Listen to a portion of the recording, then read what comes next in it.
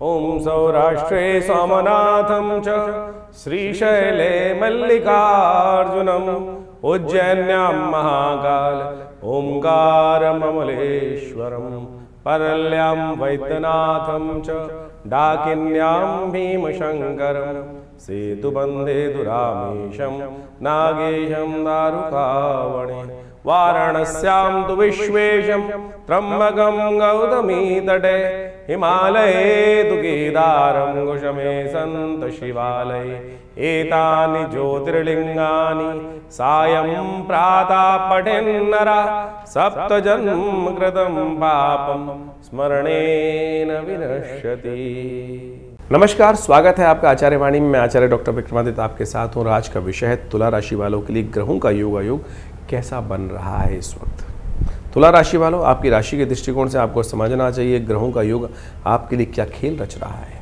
जुलाई का महीना तुला राशि वालों के लिए, देखिए 7 नंबर जो है 7वां महीना ही होता है, जुलाई का महीना है। और जुलाई का महीना आपकी राशि के दृष्टिकोण से देखो तो बड़ा विचित्र है।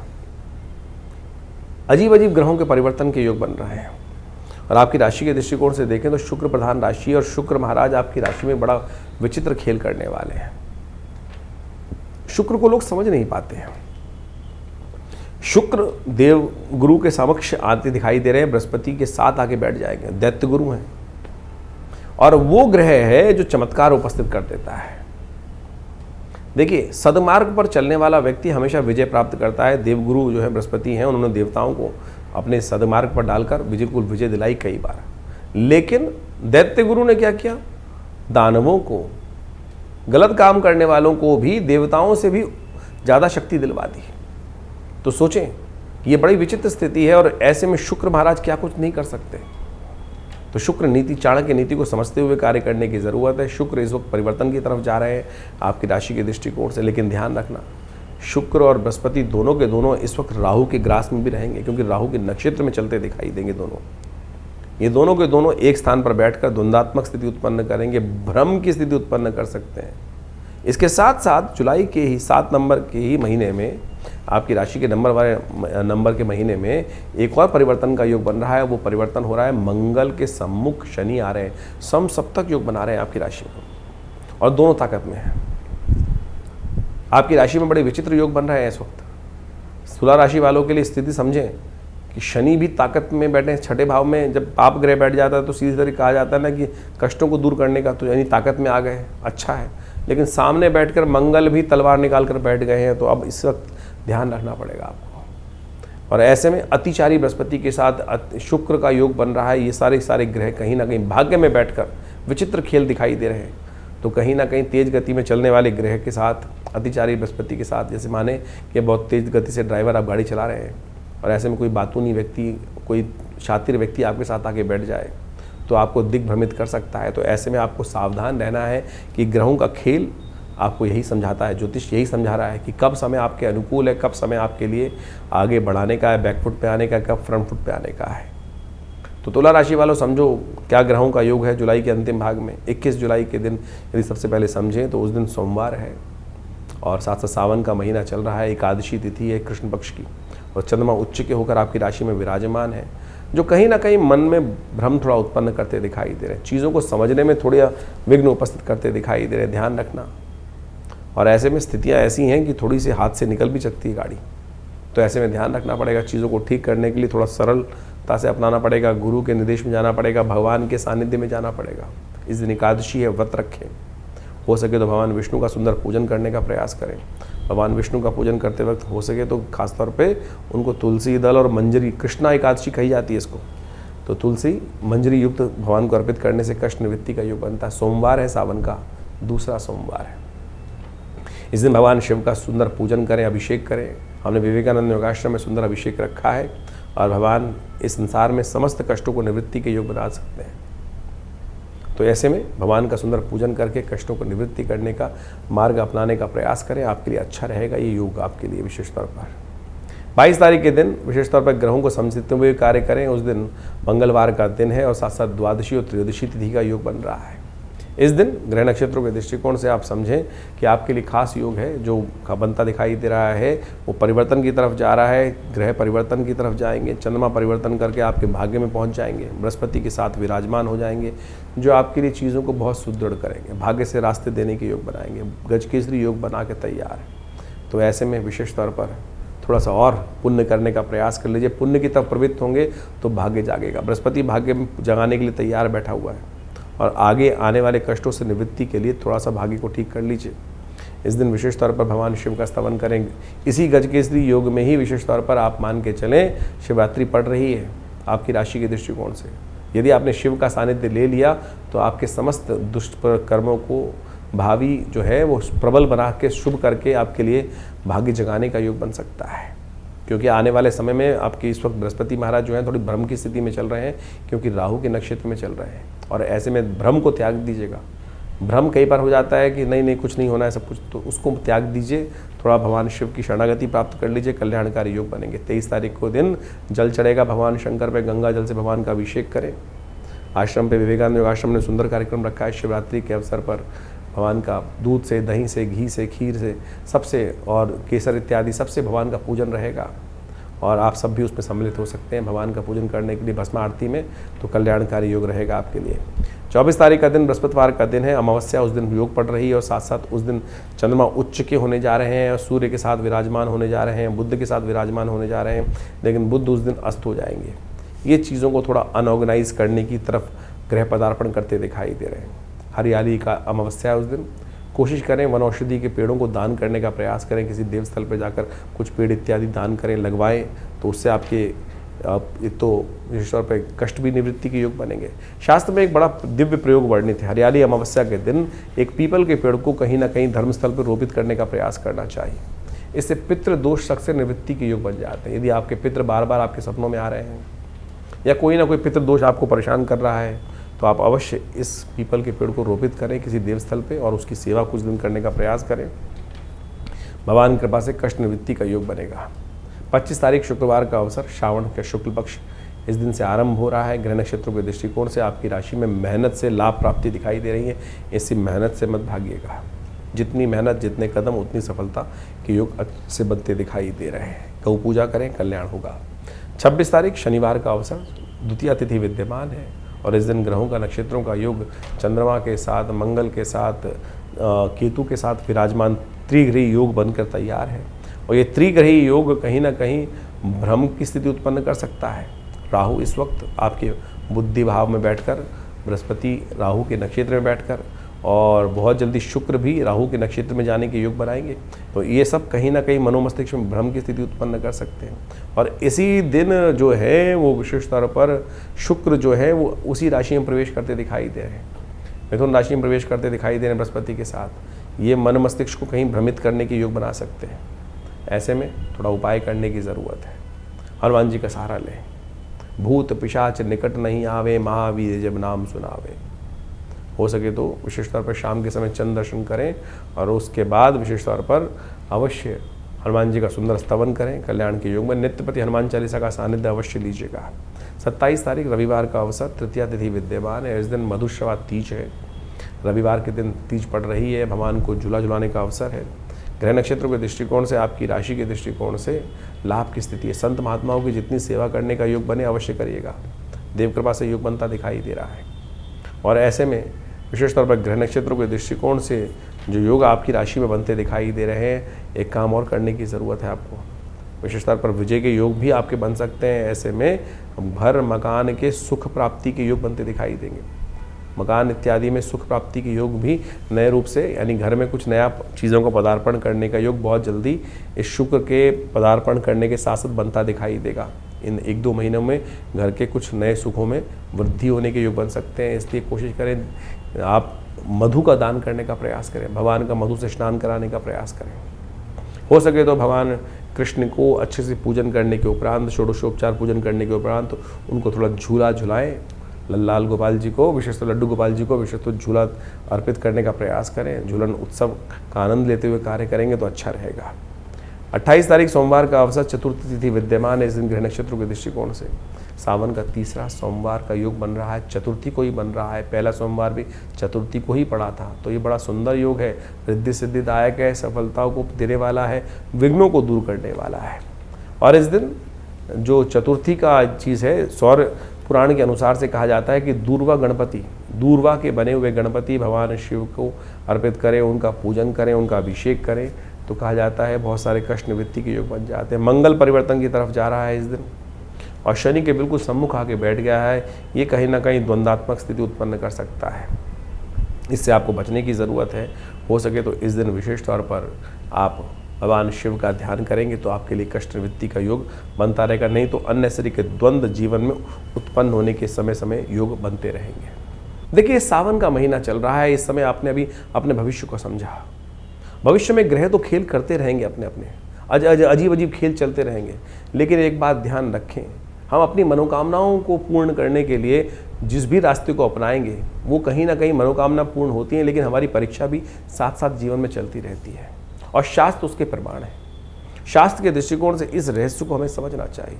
मार्कंडेय ऋषि के बारे में आपने सुना होगा, शास्त्र में अष्ट चिरंजीवी कहे गए, अश्वत्थामा, बलिर्व्यासु, हनुमानश्च विभीषण, कृपा परशुराम से मार्कंडेय च अष्टमा।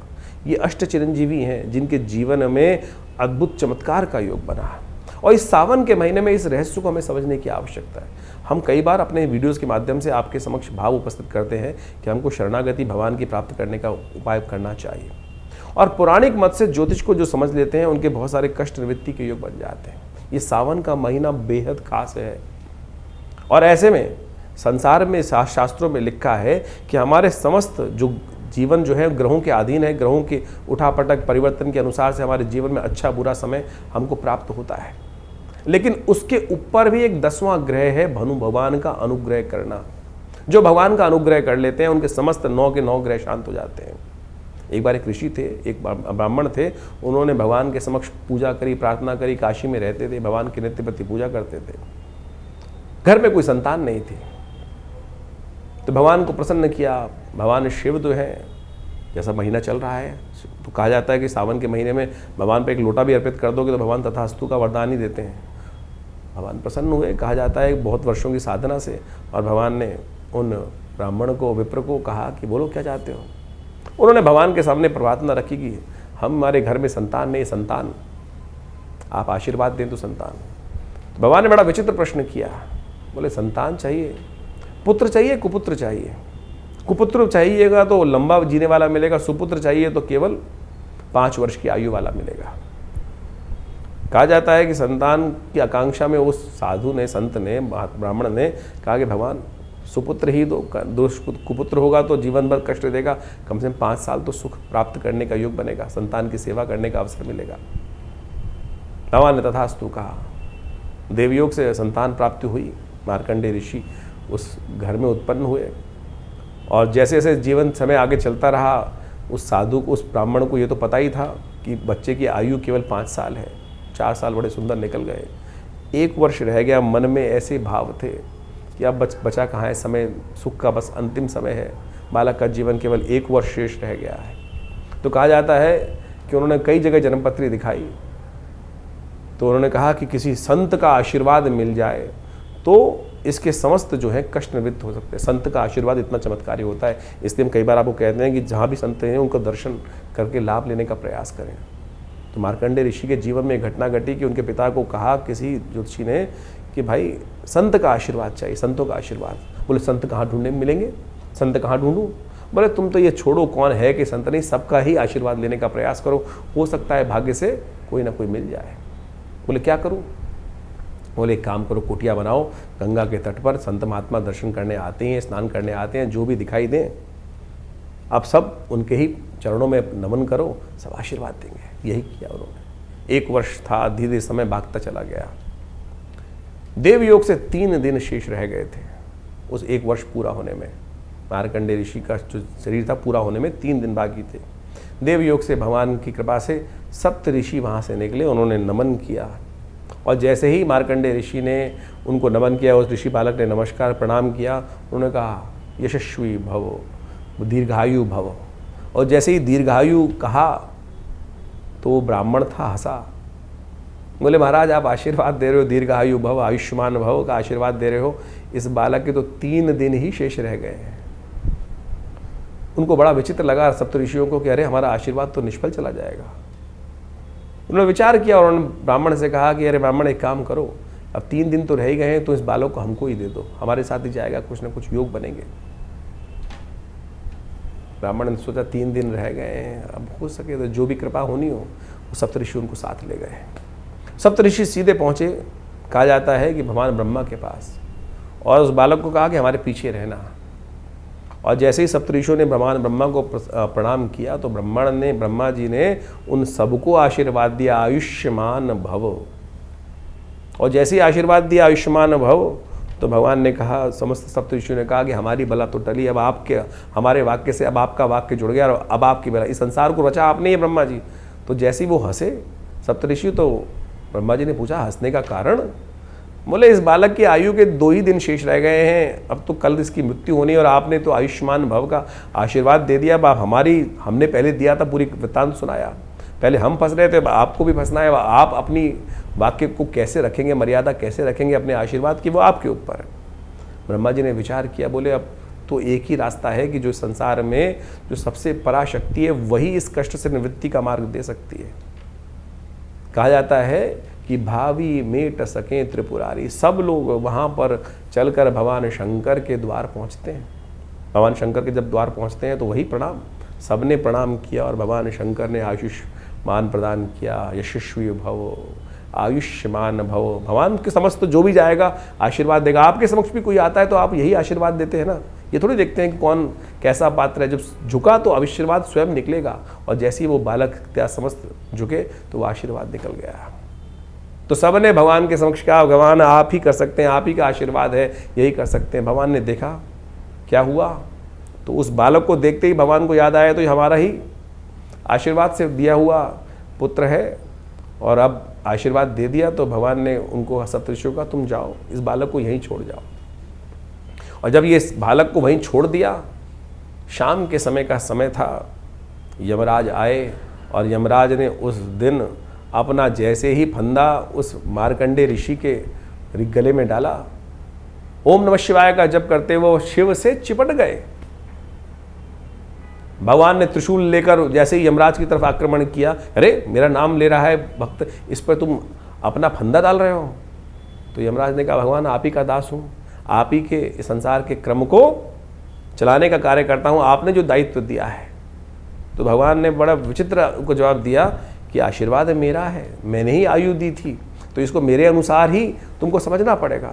बड़ा सुंदर शास्त्र में व्याख्यान मिलता है कि भगवान ने किस प्रकार से मार्कंडे को अमर किया। तो भगवान ने कहा कि एक बात समझो कि किस प्रकार की स्थिति है। ये सावन का महीना इतना सुंदर है कि ऐसे में भगवान शिव की आराधना कर कर आप समस्त अपने जीवन के कष्टों को दूर कर सकते हो। इस भाव को हमें समझने की आवश्यकता है। तो कहा जाता है भगवान ने यमराज से कहा कि एक बार बताओ कितने वर्ष की आयु दी थी। बोले 5 वर्ष की आपने आयु दी थी। 5 वर्ष की आयु। बोले 5 वर्ष किसके थे? 5 वर्ष मेरे अनुसार चलेंगे, गणना मेरे अनुसार चलेंगे या तुम्हारे अनुसार चलेंगे? बोले भगवान आप ही बताएं किसकी गणना। बोले मेरी गणना के अनुसार से मैंने 5 वर्ष की आयु दी, तो 5 वर्ष मेरी गणना के अनुसार से चलेंगे, तुम्हारी गणना के अनुसार से नहीं चलेंगे। इस संसार में जो कहा जाता है कि जो कई कल्प, एक ब्रह्मा के जीवन में कई कल्प विराजते हैं, और भगवान तब उनका जो आयु पूरी होती है। कई कल्प जब बीत जाते हैं, कई कल्प बीते, तब ब्रह्मा जी की वो आयु निकलती है। और भगवान शिव के एक दिन में 10 ब्रह्मा की आयु निकल जाती है। तो अब भगवान ने कहा गिनाओ, 5 वर्षों के महीने बनाओ, दिन बनाओ, उसके बाद गणना करो। तो यमराज ने हाथ जोड़े भगवान के। तो ये चमत्कार है भगवान की भक्ति का। तो मार्कंडे ऋषि जब अमर हो सकते हैं, शास्त्र में वर्णित है, तो असंभव इस संसार में कुछ नहीं है। तो आप बड़ी श्रद्धा के साथ भगवान के अनुनय विनय के साथ पूजन करने का इस सावन के महीने में सुंदर जो योग बन रहे हैं, जो आपने भी समझे, तो इसलिए इस भक्ति मार्ग पर चलने का प्रयास करें। जीवन में चमत्कार हो सकता है। बाकी सब ग्रहों का जो खेल है वो तो है ही है, विचित्र है। तो ये ग्रहों की गणना जो आप समझ रहे हैं, वो एक तरफ नवोग्रह, एक तरफ 10वां ग्रह प्रभु का अनुग्रह एक तरफ, उसको अपनाने का प्रयास करें, चमत्कार हो सकता है। तो सावन के सुंदर महीने में आपने ग्रहों का योगा योग समझने का प्रयास किया और इसके अनुसार से आपकी राशि के दृष्टिकोण से किस प्रकार के ग्रहों का योगा योग चल रहा है वो आप समझ लें तो बहुत अच्छे से आप चीज़ों को, परिस्थितियों को अपने अनुरूप से परिवर्तन करने का योग बना सकते हैं। देखिए, जैसे ग्रहों का योग, परिवर्तन का योग इस समय बना है, चाहे वो शनि का परिवर्तन हो चुका हो, उसके साथ साथ मंगल का परिवर्तन जो विचित्र योग बना रहा है वो आपको समझ लेना चाहिए, समसप्तक योग। ऐसे में कई ग्रहों का जो परिवर्तन, बुध का अस्त होना, ये सबका सब बहुत विशेष योग लेकर आपके जीवन में उपस्थित हो रहा है। यदि हम वास्तविक तौर पर राजनीतिक दृष्टिकोण से या विश्व के व्यापक दृष्टिकोण से देखा जाए तो शनि मंगल का समसप्तक योग कई प्रकार की भयावह त्रासदियों को जन्म दे सकता है, चाहे वो प्राकृतिक आपदाओं के रूप में हो या वो विशेष तौर पर राजनीतिक तौर पर या सामाजिक दृष्टिकोण से। कई प्रकार के द्वंद्व ऐसे समय में उपस्थित होते हैं। ज्योतिष की गणनाओं के अनुसार से इस बात को हम अच्छे से समझ सकते हैं कि जब जब शनि मंगल आपस में या तो एक संग बैठे हों या एक दूसरे के सामने हो तो युद्ध की स्थिति रहती है, चाहे वो किसी का भी जीवन चल रहा हो। तो ऐसे में अपने मनोमस्तिष्क को हमको शांत रखते हुए कार्य करने का प्रयास करना चाहिए। जिस प्रकार से ग्रह योग आने वाले 3-4 महीने तक के लिए इस प्रकार की स्थिति बना रहे हैं, अभी समसप्तक योग बन रहा है, फिर आगे जाके षडाष्टक योग पुनः बन जाएगा शनि का और विशेष तौर पर मंगल के साथ। और ऐसे में 2 ग्रह विशेष तौर पर और भी समझने की आवश्यकता है। शुक्र और बृहस्पति दोनों ज्ञान के देवता हैं, एक देवगुरु हैं और एक दैत्य गुरु हैं, और उनका भी एक स्थान पर युति होना वो भी विशेष तौर पर विशेष परिवर्तन का जीवन में उत्थान करने का योग देता है। ऐसे में समझना चाहिए कि बुद्धि के युग चलेंगे और कहीं ना कहीं बुद्धि के तर्क वितर्क के दृष्टिकोण से कहीं ना कहीं स्थितियों को हम अपने पॉजिटिव भी कर सकते हैं और नेगेटिव भी कर सकते हैं। अगर नहीं समझेंगे, नेगेटिव करेंगे तो, क्योंकि शुक्र चाल पे चाल चलने के योग, बृहस्पति और शुक्र जब भी एक साथ आते हैं तो कहीं ना कहीं द्वंद्वात्मक स्थिति बनती है। एक साथ मंगल शनि का टकराव और शुक्र और बृहस्पति का एक साथ युति होना, ये विश्व के दृष्टिकोण से पुनः एक ना एक, कई राजनीतिक दृष्टिकोण से, कूटनीति के दृष्टिकोण से थोड़ा सा समस्याएं उत्पन्न करने वाला दिखाई देता है। जो लोग शेयर इत्यादि के क्षेत्र में या किसी भी प्रकार के कार्य करने में जहां बहुत तेज़ डिसीजन लेने की आवश्यकता होती है, ऐसे में सावधानी के साथ कार्य करने की ज़रूरत रहेगी। मार्केट में एक विशेष तौर पर जो ग्राफ है वो उठने और गिरने का योग विशेष तौर पर बनता दिखाई दे रहा है। तो ऐसे में ग्रहों की स्थिति को आपने यदि समझ लिया, उसके अनुसार से जीवन में परिवर्तन करने का प्रयास किया तो बहुत अच्छे से चीज़ों को आप अपने अनुरूप परिवर्तन करने का योग बना सकते हैं। और आदिकाल में भी लोगों ने इसी प्रकार से योग अयोग का लाभ जीवन में समझने का प्रयास किया है। बहुत सारे लोगों के प्रश्न मन में चलते रहते हैं और उन प्रश्नों का निवारण करना भी बहुत सारा आवश्यक ज़रूरी होता है। इन देखिए, जीवन में कष्ट हैं और उनका निवारण करने का मार्ग विभिन्न उपायों के माध्यम से शास्त्र में ऋषियों ने अपने अपने अनुसार से शास्त्रों में वर्णित किया है। लेकिन विशेष योग जो है वो हरिनाम ही है, भगवान का नाम ही है जो सब प्रकार से जीवन के कष्टों को दूर करता है। भगवान वेदव्यास ने समस्त पुराणों की, समस्त बहुत विशेष ग्रंथों की रचना करी और उन्होंने अंत में एक बात लिखी, आलुड्य सर्वशास्त्रानि विचारैव पुनः पुनः इदमेकम सुनिष्पन्नम ध्याये नारायण सदा। तो भगवान का, श्री हरि का, भगवान का स्तवन किसी प्रकार भी यदि हम कर लें, वही वास्तविक तौर पर ग्रहों का निवारण होता है। इंडिविजुअल तौर पर कई ग्रहों के उपचार के तौर पर बहुत सारे समय समय पे हम उपाय बताते ही रहते हैं, लेकिन उसके साथ साथ भी पराप्रकृति ने, ऋषियों ने जिस प्रकार से हमारे भारतीय सनातन पद्धति के अनुसार से विभिन्न त्योहारों को, विभिन्न जो उत्सव हैं उनकी संरचना करी है, वो इसी सोच समझ कर करी है कि किसी न किसी प्रकार से हम उस प्रभु भजन में अपने आप को लगाए रखें। सावन चल रहा है और सावन में भगवान को प्रसन्न करने के लिए एक लोटा जल ही काफ़ी है। अनेक अनेक अनुष्ठान, बड़े बड़े अनुष्ठान, बड़े बड़े चमत्कारिक प्रभाव उपस्थित करते हैं, उनको भी करना बड़ा श्रेष्ठ शास्त्र माना गया है। लेकिन वहाँ सबसे बढ़िया जो सरलतम उपाय है, भगवान शिव पर एक लोटा जल ही अर्पित कर दे। यदि नित्य प्रति इस उपाय को कर लेना, आपको कोई बहुत बड़े किसी और उपाय की आवश्यकता नहीं पड़ेगी। तो शास्त्र में इन सब जो रीति रिवाज के माध्यम से इन समस्त सरल पद्धतियों को हमारे ऋषि मुनियों ने वहाँ पर इंगित किया है, तो इसको हमें समझना चाहिए। सरल भाव, हम जीवन में अपने मन से सरल ही नहीं हो पाते हैं, और जब तक सरल नहीं होंगे तब तक वो जीवन में कष्ट निवारण का मार्ग खुलेगा नहीं। तो ज्योतिष में कोशिश ये करें अपने जीवन में समस्त ग्रहों का उपचार करने के लिए विभिन्न विभिन्न मंत्र, अनेक अनेक चमत्कारिक मंत्र उपस्थित किए जाते हैं, और हमने उन समस्त मंत्रों का अनुसंधान करके देखा। विभिन्न विभिन्न प्रकार के जीवन में हर बहुत सारे लोग कष्ट में आते हैं, ऐसे में यदि स्वास्थ्य के दृष्टिकोण से कोई समस्या चल रही हो तो इस विशेष तौर पर सावन के महीने में महामृत्युंजय मंत्र का जप करना सबसे श्रेष्ठकर माना गया है। तो ऐसे में कैसी भी बड़ी विपदा हो उससे निवृत्ति का मार्ग प्राप्त करने के लिए, उस कष्ट को अपने जीवन से दूर करने के लिए महामृत्युंजय मंत्र का यथाउचित भाव से श्रद्धा के साथ अवश्य जप करें और उसी मंत्र का जप करते हुए भगवान का अभिषेक भी करने का प्रयास करें। चाहे वो दूध से कर सकें, चाहे वो जल से कर सकें, जैसी आपकी सामर्थ्य, जैसी आपकी इच्छा हो। भगवान भाव के भूखे हैं और भगवान के भाव जो दिए भाव का ही सामग्री बनाकर भगवान के श्री चरणों में अर्पित कर दें तो देखिए समस्त कष्ट निवारण करने की देर नहीं लगी। शास्त्र कहता है एक घड़ी आधी से पुनियाद, तुलसी संगत साध की हरे कोट अपराध। तो इसलिए वो एक क्षण कब आ जाए।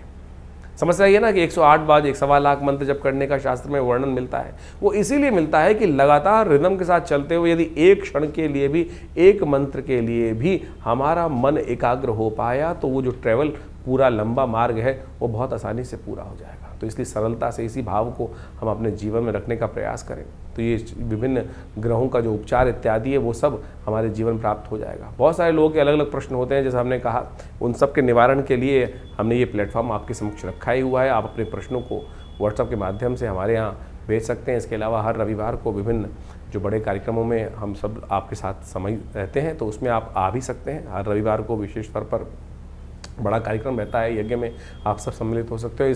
इस श्रावण के महीने में तो विशेष व्यवस्था हमने रखी हुई है कि हर रोज़ नित्यपति भगवान का रुद्राभिषेक, भगवान शंकर का रुद्राभिषेक चलता है आश्रम पे। और सोमवार के सोमवार जितने सोमवार पड़ रहे हैं उसमें विशेष बड़े तौर पर सामूहिक तौर पर भगवान के रुद्राभिषेक करने की व्यवस्था की गई है। आप भगवान के सानिध्य में एक बार रुद्राभिषेक का सुंदर आनंद शास्त्र विधि के अनुसार से कर देखिएगा समस्त कष्टों को निवारण करने का सुंदर मार्ग अवश्य प्राप्त होगा। इसकी सुंदर व्यवस्था आश्रम की तरफ से है, तो आप स्वयं आकर किसी भी जो व्यवस्था को जानते हुए फ़ोन नंबर से संपर्क साध कर आप उस कार्यक्रम में जुड़ सकते हैं। और हमने ऐसा विश्वास रखा है कि भगवान की, और अनेक प्रकार से देखे भी हैं, कैसे भी कष्ट हों भगवान की कृपा से वो दूर हो जाते हैं और उससे आपको लाभ ही प्राप्त होगा। धन्यवाद।